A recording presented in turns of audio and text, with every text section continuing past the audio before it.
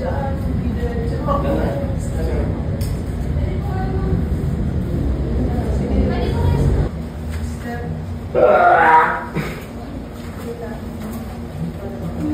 ka sir. Maupo. Opo. Kaya mong upo? Kaya. Kakayanin. Kailangan eh. Opo. Hindi. Ito, upo ka na lang. Paano? Saan ako maharap ng upo? Dito po, dito ka po maharap. Sa iyo? Opo. Ano pa kaya ba?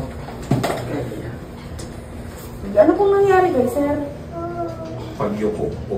Para may inaano siyang zipper dun sa May upuan. inayos lang. Nagasibol ng ano, ng supa. Oo. Aray, putik. Tapos nagyuko ako.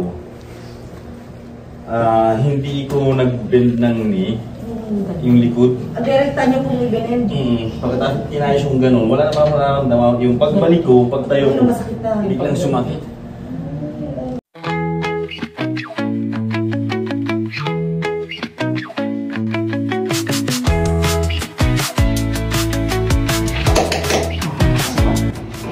Wala na dun.